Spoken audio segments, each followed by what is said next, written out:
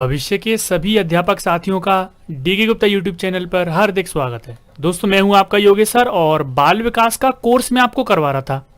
बाल विकास के कोर्स में 5 बड़े टॉपिक्स को हम पहले ही डिस्कस कर चुके हैं, यानी कि 5 बड़े जो इंपॉर्टेंट टॉपिक हैं बाल विकास के शुरुआत के, हम उनको डिस्कस कर चुके हैं। आज का जो लेक्चर है वो 6th लेक्चर है, यानी कि 6वां लेक्चर है। मैं आपको बता देता हूं, हम जो बाल विकास पढ़ रहे हैं वो स्टेट टीईटी एग्जाम को लेकर पढ़ रहे हैं और यहाँ पर मैं सीधा टारगेट कर रहा हूँ यूपी टेट को। तो ये जो बाल विकास का कोर्स करवा रहा हूँ मैं, ये आपके यूपी टेट के लिए फायदेमंद साबित होगा। इसके अलावा अगर आप रीट परीक्षा, जेटेट परीक्षा, एमपी टेट परीक्षा, आर्मी स्कूल जितना भी देखोगे तो बाल विकास का सिलेबस सेम है। केवल 2 से 3 से 4 जो टॉपिक हैं वो थोड़े से डिफरेंट होते हैं, बाकी बाल विकास का जो कोर्स है वो सेम होता है। तो सभी जो टीचिंग एग्जाम है उन सभी के लिए फायदेमंद साबित होगा ये आपका बाल विकास का कोर्स। चलिए शुरुआत करते हैं। आज हम पढ़ने वाले हैं वंशानुक्रम और वातावरण को। इससे पहले हम बाल विकास पढ़ा। अब बाल विकास को कुछ चीजें प्रभावित करती हैं, तो बाल विकास को केवल 2 चीजें प्रभावित करती हैं, एक वंशानुक्रम और वातावरण। तो वंशानुक्रम और वातावरण के बारे में हम आज डिस्कस करेंगे। चलिए, अब यहां पर क्या है कि आप में से कई सारे स्टूडेंट्स बोलोगे कि सर डेली लेक्चर नहीं आ रहा आपका। तो देखिए, अभी थोड़ा सा सिचुएशन थोड़ी सी वो है, अभी मैं कई सारी चीज़ें हैं, कई सारी प्रॉब्लम्स आ जाती हैं जिसकी वजह से मैं डेली लेक्चर नहीं ला पा रहा। और यहाँ पर पहले क्या है, मैं लेक्चर डालता था। मैंने आपको ईवीएस का पूरा कोर्स करवा दिया है, पर्यावरण अध्ययन का पूरा कोर्स मैंने आपको करवा दिया है यूपी टेट परीक्षा के लिए।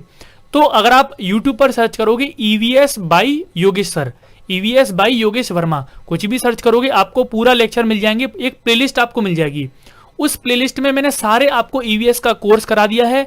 इसके अलावा उसी प्लेलिस्ट में मैंने आपको पेडागोजी, ईवीएस पेडागोजी के भी कई सारे क्वेश्चंस करा दिए हैं जो कि आपके सीटेट में भी काम आ जाएंगे। तो चलिए आप सर्च कर सकते हैं। इसके अलावा सीडीपी बाई योगेश वर्मा, बाल विकास बाई योगेश सर, तो ऐसा सर्च कर सकते हैं, आपको बाल विकास का कोर्स भी मिल जाएगा। तो चलिए शुरुआत करते हैं। देखिए, पहले मैं कोर्स डालता था, आप में से बहुत सारे 4000 के आसपास बच्चे तुरंत देखते थे। अभी क्या है, आप लोग सपोर्ट भी बहुत कम करते हो और बहुत सारे स्टूडेंट ऐसे हैं वो देख नहीं रहे हैं कोर्स को। तो यहाँ पर क्या है, अभी कोई एग्जाम की डेट वगैरह नहीं है, तो इंटरेस्ट आप सभी का कम है, इस वजह से मैं आपको डेली लेक्चर नहीं दे पा रहा हूँ। चलिए, हम बाल विकास में 6वें लेक्चर पर पहुंच चुके हैं, वंशानुक्रम एवं वातावरण। इसको बोलते हैं हेरिडिटी एंड एनवायरमेंट, है ना। तो चलिए शुरुआत करते हैं। सबसे पहले वंशानुक्रम के बारे में चर्चा करेंगे। वंशानुक्रम कहते कैसे हैं। तो देखिए, वंशानुक्रम को इंग्लिश में कहते हैं इनहेरिटेंस। वंशानुक्रम को इंग्लिश में क्या कहते हैं, इनहेरिटेंस। जो मैंने आपका हेरिडिटी बताया उसको कहते हैं आनुवंशिकता। आनुवंशिकता ही को ही हम क्या है, वंशानुक्रम से मापते हैं। और वंशानुक्रम होता क्या है कि जो भी माता पिता से, पूर्वजों से जो भी गुण ट्रांसफर बच्चे में हो रहे हैं वो किसकी वजह से हो रहे हैं, वंशानुक्रम की वजह से। यानी चीजें कैसी चल रही हैं, वो वंशानुक्रम से चल रही हैं। अब यहां पर कुछ डेफिनेशन दी गई हैं जो आपको क्लियर कर देंगे कि वंशानुक्रम है क्या। तो आपको केवल 4 डेफिनेशन याद करनी है, वंशानुक्रम से केवल 4 डेफिनेशन याद करनी है। पहली जो डेफिनेशन है वो है बी एन झा की। किसकी डेफिनेशन है, बी एन झा की। बी एन झा वंशानुक्रम को क्या कहते हैं कि वंशानुक्रम जन्मजात विशेषताओं का योग है। यानी कि जन्म से जो हमें विशेषताएं मिली हैं, हमें अपने माता पिता पूर्वजों से जो हमें जन्म के समय विशेषताएं मिली हैं, ये इन सब का योग है वंशानुक्रम, है ना। तो ये डेफिनेशन किसकी है, बी एन झा की। तो यहां पर ये एक डेफिनेशन होगी आपकी। दूसरी डेफिनेशन है रूथ बेनेडिक्ट की। रूथ बेनेडिक्ट क्या कहते हैं कि माता पिता के लक्षणों का संतान में हस्तांतरण ही वंशानुक्रम है। क्या है, माता पिता के जो भी लक्षण हैं वो संतान में अगर उनका हस्तांतरण हो जाता है उसको क्या कहते हैं, वंशानुक्रम। और स्थानांतरण, एक होता है स्थानांतरण, एक होता है हस्तांतरण। तो दोनों में मैं अंतर पहले 2 वीडियोस में बता चुका हूं। जब ईवीएस करवा रहा था, जब सीडीपी की प्रैक्टिस करवा रहा था, वहां पर ये सारी चीजें मैंने आपको बता दी हैं। स्थानांतरण और हस्तांतरण में क्या अंतर है ना। तो यहां पर क्या है, माता पिता के जो भी लक्षण हैं संतान में उनका हस्तांतरण हो जाता है तो उसी को क्या है, हम वंशानुक्रम कहते हैं। संतान जैसे लक्षण कैसे, जैसे माता पिता की हाइट ज्यादा है तो बच्चों की हाइट, माता पिता का जो कलर है वो गोरा है तो बच्चे गोरे हो जाएंगे। माता पिता की जो आंखें हैं आपने देखी होगी, कोई कंजी कंजी आंखें होती हैं, तो कंजी आंखें तो बच्चे की भी हो जाएंगी। तो ये क्या है, लक्षण है माता पिता के। और इसके अलावा भी कई सारे लक्षण हो सकते हैं। कोई उग्र स्वभाव के पिता हैं किसी बच्चे के, तो बच्चा भी क्या है, उग्र स्वभाव का होगा। किसी बच्चे के पिता को जल्दी क्रोध आ जाएगा, तो आप देखोगे कि बच्चे को भी चांस रहते हैं कि जल्दी क्रोध आए।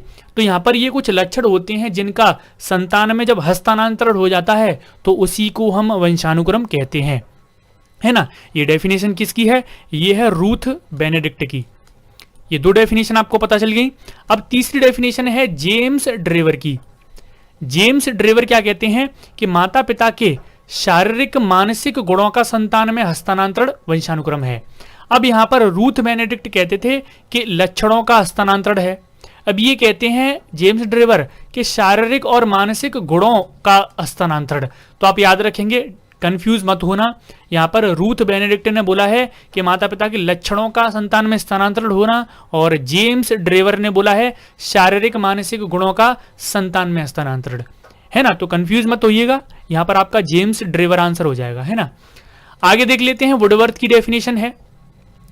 वुडवर्थ कहते हैं कि वे सभी तत्व जो जन्म के समय मौजूद थे लेकिन जिनकी उत्पत्ति 9 महीने पहले गर्भाधान में हुई है, यानी कि जब जन्म के समय जो भी बच्चे में जो तत्व हैं वो मौजूद थे, जिनकी उत्पत्ति क्या है, 9 महीने पहले गर्भाधान में हो चुकी, यानी कि बच्चा पहले से जब गर्भ में आता है तो तभी उनकी उत्पत्ति, जो तत्व हैं उनकी उत्पत्ति तभी हो गई थी। अभी जो आप गुण देख रहे हैं, जैसे जो बच्चा है उसमें कोई भी गुण देख रहे हैं, तो उसकी उत्पत्ति कब हो गई, उसकी उत्पत्ति गर्भ में ही हो चुकी थी। तो ये डेफिनेशन है वुडवर्थ की, थोड़ी सी अलग डेफिनेशन है। तो केवल 4 डेफिनेशन आपको याद करनी है। 4 डेफिनेशन हो चुकी हैं आपकी वंशानुक्रम से। अब आपको यहां पर वंशानुक्रम समझ में आ गया होगा। मैं आगे बढ़ता हूं, चलिए।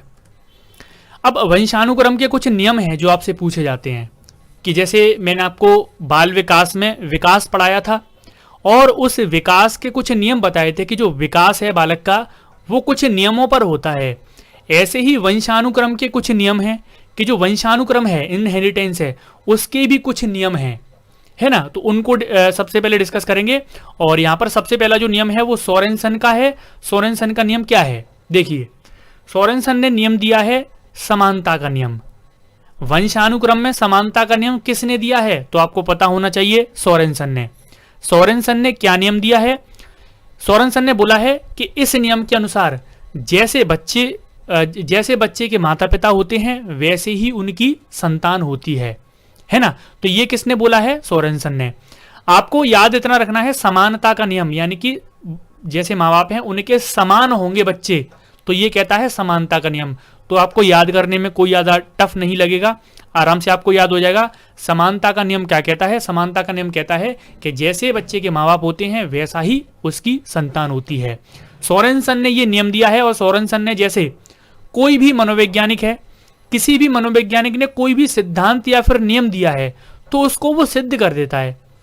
तो ऐसे ही जितने भी सिद्धांत, जितने भी नियम आप पढ़ेंगे, तो आप ये समझना कि जो भी मनोवैज्ञानिक है वो उसको सिद्ध कर देते हैं। तो यहां पर सोरेनसन ने ये सिद्ध कर दिया था कि जैसे बच्चे के माता पिता होते हैं वैसे ही उनकी संतान होती है। कई सारे एग्जाम्पल दिए थे सोरेनसन ने, वही मैंने आपको जो एग्जाम्पल बताए हैं कि हष्टपुष्ट एकदम लंबाई ज्यादा होती है माँ बाप की, तो बच्चा भी कैसा होता है, लंबा होता है। तो ये सारे एग्जाम्पल देके सोरेनसन ने ये सिद्ध कर दिया कि समानता का नियम ये कहता है कि जैसे बच्चे के माता पिता होते हैं वैसे ही उसकी संतान होती है। सोरेनसन ने फिर इसके बाद एक चीज और देखी और उसने एक और नियम दिया। फिर उसने बोला प्रत्यागमन का नियम। अब जब ऐसे बोल सकते हैं जैसे किसी के माँ बाप लंबे हैं तो बच्चा क्या है, ज्यादा चांस होते हैं लंबे होने के। लेकिन आप कई सारे केस ऐसे देख लोगे कि बच्चे के माँ बाप लंबे होते हैं और बच्चे की लंबाई ज्यादा नहीं होती है। तो ये भी सोरेनसन ने समझा, और ये जब सोरेनसन ने समझा तो एक नियम दिया, प्रत्यागमन का नियम। प्रत्यागमन का नियम ये कहता है कि जो बच्चा होते हैं वो कभी कभी क्या है, अपने माता पिता के विपरीत गुण में उसमें पाए जाते हैं। यानी कि बच्चे के माँ बाप क्या हैं, उनकी हाइट ज़्यादा नहीं है लेकिन बच्चे की हाइट ज़्यादा है। बच्चे के माँ बाप है वो क्रोधित स्वभाव के हैं, क्रुद्ध स्वभाव के हैं, तो बच्चा क्या है, एकदम सरल स्वभाव का है। ये सारी चीज़ें आप देखोगे, है ना। तो कभी कभी क्या होता है, माता पिता के विपरीत गुण बच्चे में पाए जाते हैं। और ये किस सिद्धांत में दिया है, प्रत्यागमन का सिद्धांत, है ना। 2 सिद्धांत हो गए आपके, एक तो समानता का सिद्धांत ये, दूसरा है आपका प्रत्यागमन का सिद्धांत, और ये दोनों सिद्धांत किसने दिए हैं? सोरेनसन ने। किसने दिए हैं? सोरेनसन ने। आगे देख लेते हैं बीजमैन का सिद्धांत। बीजमैन ने बीज कोश की निरंतरता का नियम दिया है ना, नियम है सारे बीज कोश की निरंतरता का नियम। इसमें बीजमैन ने यह बोला है कि जो बालक को जन्म देने वाला जो बीज कोश होता है वो कभी नष्ट नहीं होता है, बीज कोश पीढ़ी दर पीढ़ी चलता रहता है। यानी कि इनका कहने का मतलब ये है कि जो भी गुण बच्चे में है, जो भी बीज कोश के द्वारा गुण है, तो वो क्या है, अगली पीढ़ी में ट्रांसफर होता रहता है। तो इनके जो सिद्धांत है इसको कई सारे मनोवैज्ञानिकों ने गलत बताया था। बीजमैन के सिद्धांत को कई सारे मनोवैज्ञानिकों ने गलत बताया था कि उन्होंने बोला था कि ऐसा नहीं है, गुण ही चेंज हो जाते हैं तो बीज कोश सेम कैसे रह सकता है, ऐसा नहीं होता है ना। तो यहां पर बीज कोश की निरंतरता का नियम किसने दिया है? बीजमैन ने। बीजमैन ने क्या बोला है कि बालक को जन्म देने वाला जो बीज कोश होता है वो कभी नष्ट नहीं होता, बीज कोश पीढ़ी दर पीढ़ी आगे बढ़ता रहता है या फिर चलता रहता है ना। ये किसने बोला है? बीजमैन ने। ये हो गया बीज कोश का सिद्धांत। आपको पता लग गया, 3 सिद्धांत हो गए। समानता का सिद्धांत यानी कि समान होते हैं बच्चे माँ बाप के। प्रत्यागमन का सिद्धांत यानी कि विपरीत होते हैं बच्चे। बीज कोश की निरंतरता का यानी कि बीज कोश निरंतर पीढ़ी दर पीढ़ी चलता रहता है। आगे है गाल्टन का सिद्धांत। गाल्टन का सिद्धांत है जैव सांख्यिकी का सिद्धांत। गाल्टन ने जैव सांख्यिकी का सिद्धांत दिया है और यही नियम, यही सिद्धांत सबसे ज्यादा इंपॉर्टेंट है। आपको पूरे वंशानुक्रम में ये सारी जो गाल्टन का नियम है वो आपको याद रखना है। गाल्टन ने जैव सांख्यिकी का नियम दिया है।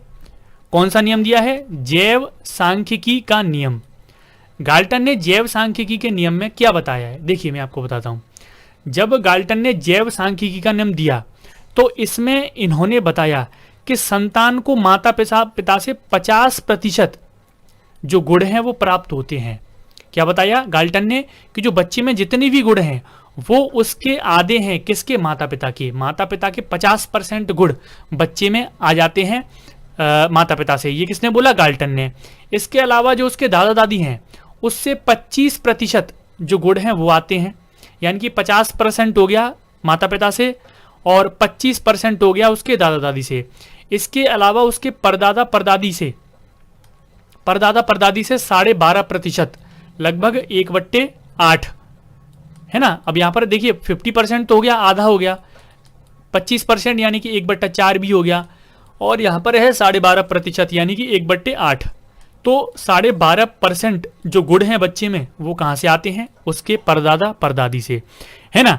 इसके अलावा उसके जो पूर्वज हैं उनसे भी उसको 2.5% जो गुण हैं वो प्राप्त होते हैं। तो ये भी आपको याद करना है ना। चलिए, जैव सांख्यिकी का नियम हो गया, आपको समझ में आ गया। जैव सांख्यिकी का नियम, जैव सांख्यिकी का नियम क्या कहता है कि संतान जो होती है उसको अपने माता पिता से 50% गुण प्राप्त होते हैं, उसको अपने परदादा परदादी से 12.5% जो गुण हैं वो प्राप्त होते हैं, उसको अपने पूर्वजों से 2.5%, लगभग 2.5% जो गुण हैं उसको प्राप्त होते हैं, यानी कि लगभग 100% ही हो जाता है। जितना बचा होता है बाद में वो पूर्वजों से हो जाता है ना। तो यहां पर चलिए, ये हो गया आपका जैव सांख्यिकी का नियम। और किसने दिया है जैव सांख्यिकी का नियम? गाल्टन ने। 4 मनोवैज्ञानिकों के आपको नियम याद करने हैं।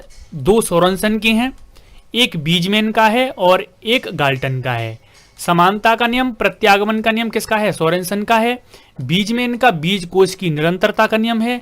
गाल्टन का जैव सांख्यिकी का नियम है। तो ये कुछ 4-5 कुछ नियम होते हैं वंशानुक्रम के जो आपको याद करने हैं। इन्हीं के द्वारा क्या है, वंशानुक्रम आगे बढ़ता है ना। आपको समझ में आ गया? आगे बढ़ते हैं।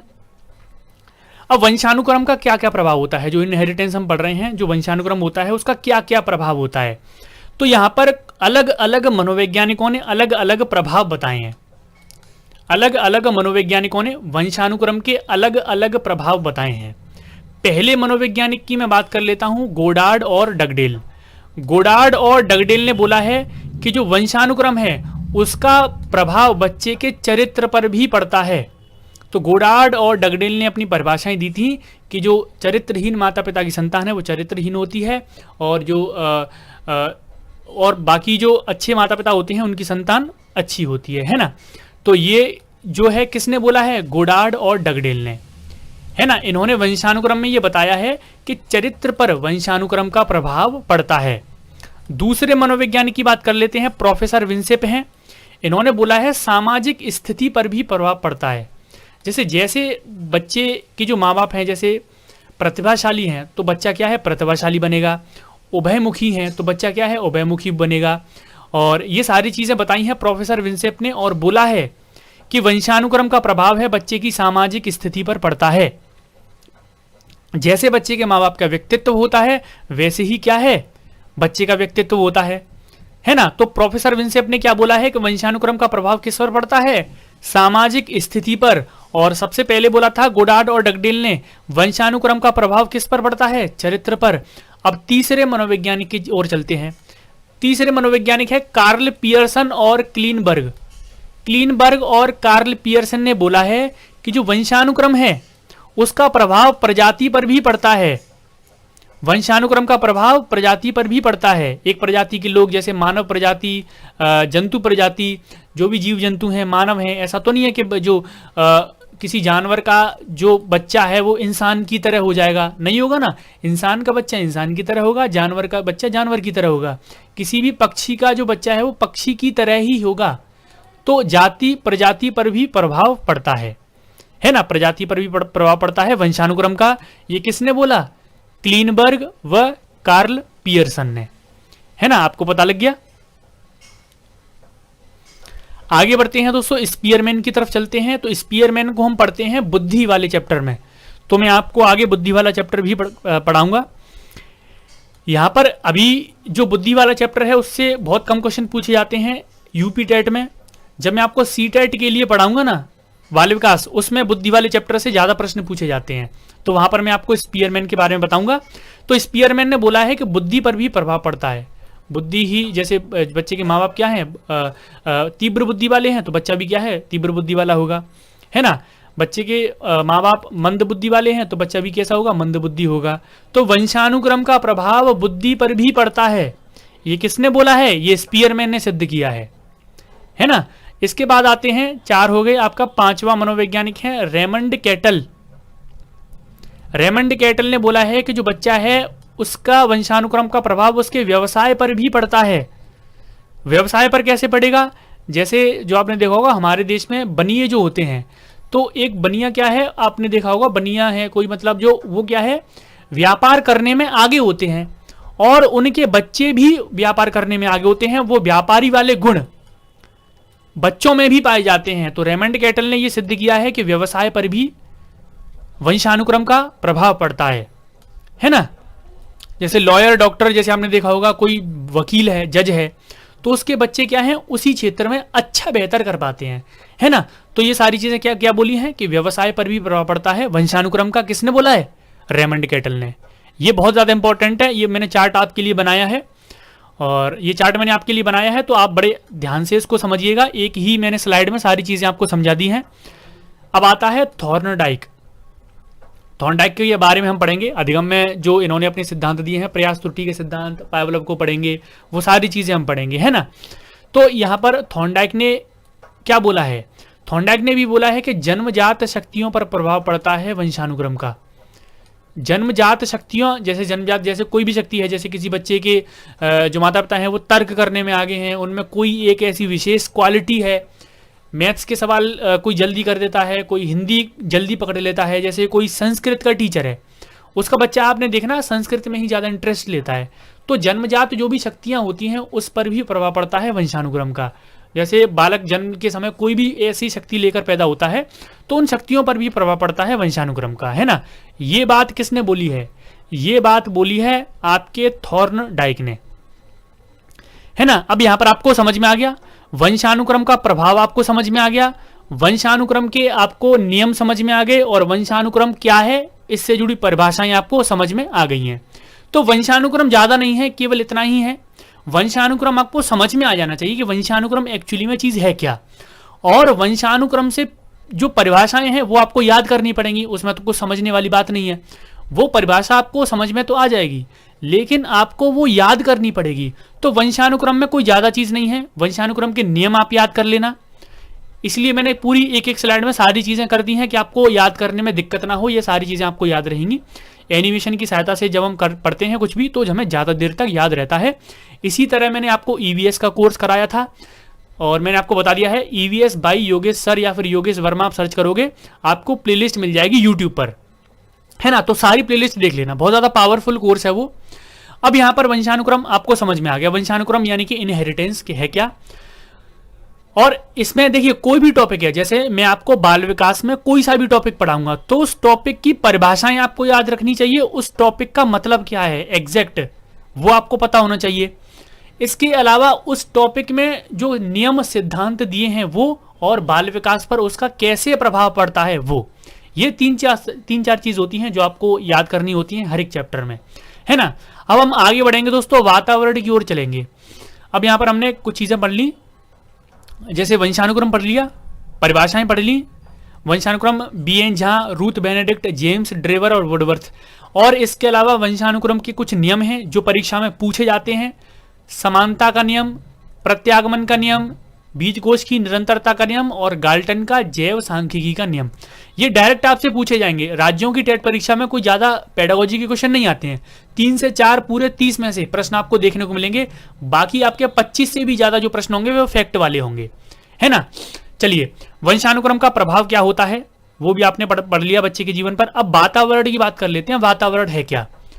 तो हम अपने आसपास जो भी चीज देख रहे हैं, जो भी हमारा एनवायरनमेंट है जो हमें प्रभावित कर रहा है, हमारे पास आसपास की चारों तरफ की हर चीज जो हमें डायरेक्टली इनडायरेक्टली प्रभावित कर रही है उसको हम वातावरण कहते हैं। अब वातावरण के बारे में तो समझाना ज्यादा वो नहीं है कि मैं आपको वातावरण के बारे में ही समझाऊं, वातावरण तो आपको भी पता है चारों तरफ जो है हमारे वातावरण है। अब वातावरण से आपको केवल 2 परिभाषाएं याद करनी है, वातावरण से आपको केवल 2 परिभाषाएं याद करनी है, एक रॉस की एक वुडवर्थ की। रॉस की परिभाषा क्या है, रॉस कहते हैं वातावरण वह भारी शक्ति है जो हमें प्रभावित करती है। वातावरण क्या है, वातावरण वह बाहरी शक्ति है जो हमें प्रभावित करती है।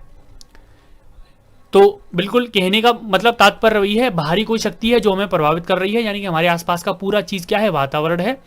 तो याद कर लेना, याद करने वाली चीजें ही ज्यादा हैं। आप कोई भी एग्जाम दोगे तो हर एक एग्जाम में, चाहे वो सीटेट हो चाहे यूपी टेट हो, आप ये नहीं बोल सकते कि यूपी टेट में फैक्ट वाली चीजें हैं तो हमें याद करनी पड़ेंगी, सी टेट में नहीं करनी पड़ेंगी। सी टेट में भी चीजें आपको याद करनी पड़ती हैं। सी टेट में भी जो पेडागोजी है, जो भी सीडीपी है, पूरी सीडीपी आपको याद करनी पड़ेगी, उसके बाद ही आप पेडागोजिकल क्वेश्चन कर पाएंगे। जब आपने टॉपिक ही नहीं पढ़ा है, लिंग पूर्वाग्रह क्या है आपने पढ़ा ही नहीं है, तो आप प्रश्नों को कैसे सॉल्व कर दोगे, है ना।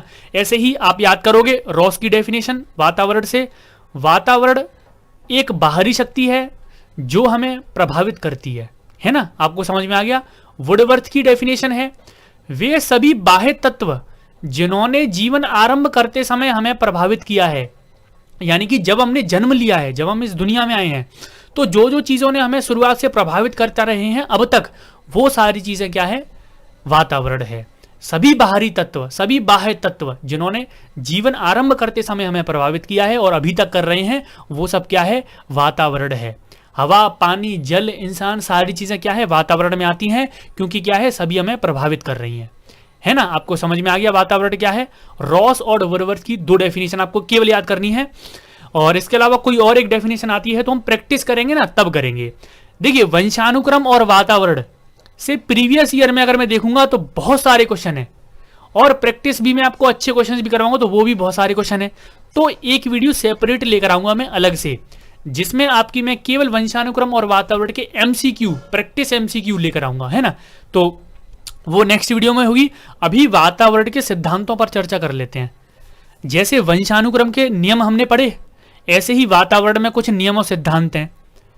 वातावरण में क्या सिद्धांत है, एक है अर्जित गुणों के वितरण का नियम, अर्जित गुणों के वितरण का सिद्धांत, कि जो भी हम अपने गुण हैं वो हम अर्जित कर रहे हैं अपने पूर्वजों से, वो एक पीढ़ी से दूसरी पीढ़ी में वितरित हो जाते हैं। यही क्या है, लेमार्क का सिद्धांत है।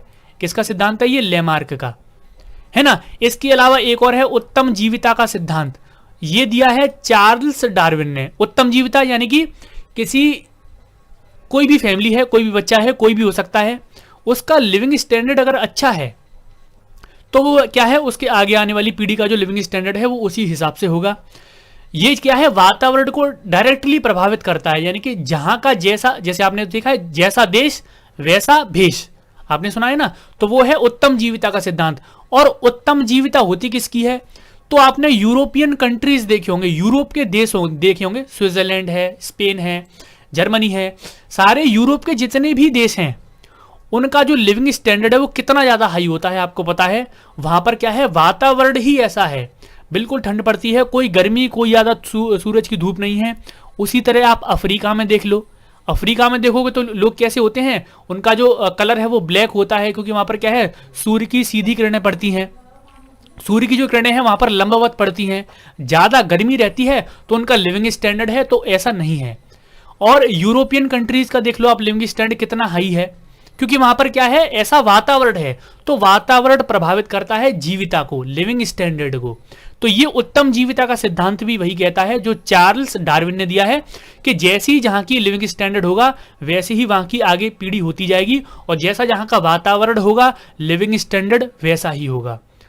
ये दिया है चार्ल्स डार्विन ने अपने उत्तम जीविता के सिद्धांत में, है ना। तो ये आपको पता लग गया उत्तम जीविता का सिद्धांत क्या है, कि जैसा जहां का वातावरण वैसी वहां की जीविता, वैसा वहां का लिविंग स्टैंडर्ड, है ना। और अर्जित गुणों के वितरण का नियम, कि जैसा मतलब वातावरण को भी ये प्रभावित करता है, कि जैसा जहां का वातावरण होगा उसी के अकॉर्डिंग जो गुण हैं वो अर्जित यानी कि वितरित होते जाते हैं एक पीढ़ी से दूसरी पीढ़ी में, है ना। तो ये भी आपको पता लग गया। चलिए, वातावरण में कोई ज्यादा नहीं है, वातावरण में केवल इतना ही है। वातावरण से आप क्या समझते हैं, तो आपको पता ही है, वातावरण हमारे आसपास की चारों ओर जो भी उपस्थित है, जो हमें प्रभावित कर रहा है, वो सारा वातावरण है। केवल दो डेफिनेशन आपको याद रखनी है, रॉस्की और वुडवर्थ की। और वातावरण के सिद्धांत भी केवल दो याद रखते हैं, अर्जित गुणों के वितरण का सिद्धांत और उत्तम जीविता का सिद्धांत। और इनके मनोवैज्ञानिकों के नाम आप ये जरूर याद रखना। वातावरण के दो सिद्धांत है केवल, इसमें नाम याद रखना, और वंशानुक्रम के 4 नियम हैं उनमें, है ना। डायरेक्ट पूछता है, क्योंकि राज्यों की टेट परीक्षा में ये चीज होती है कि जो प्रश्न है वो ज्यादातर डायरेक्ट पूछे जाते हैं। डायरेक्ट पूछ लेगा कि उत्तम जीविता का सिद्धांत किस मनोवैज्ञानिक ने दिया है, तो आपको याद होगा चार्ल्स डार्विन, तो आप आराम से चार्ल्स डार्विन कर सकते हैं। तो यहां पर आपका वातावरण भी खत्म हो गया। दो चीजें मैंने आपको बता दी, हमारे बाल विकास को, बालक के विकास को कौन कौन प्रभावित करता है, तो वंशानुक्रम और वातावरण। और वंशानुक्रम और वातावरण के बारे में आज हमने सीख लिया कि वंशानुक्रम क्या है, वातावरण क्या है, इससे जुड़े कुछ नियम सिद्धांत हैं, केवल वही याद करने हैं, है ना, क्योंकि डायरेक्ट परीक्षा में प्रश्न पूछेगा। अब इस वीडियो को समाप्त करते हैं दोस्तों। अगर आपको यहां से कुछ भी सीखने को मिला है तो लाइक जरूर करके जाना और अपने दोस्त के साथ शेयर जरूर करना। और पहली बार चैनल पर आए हैं, चैनल को सब्सक्राइब करके बेल आइकन को ऑल पर सेट जरूर करना। मिलते हैं आपसे नेक्स्ट वीडियो में कल शाम 9 बजे। आज के लिए इतना ही दोस्तों, धन्यवाद।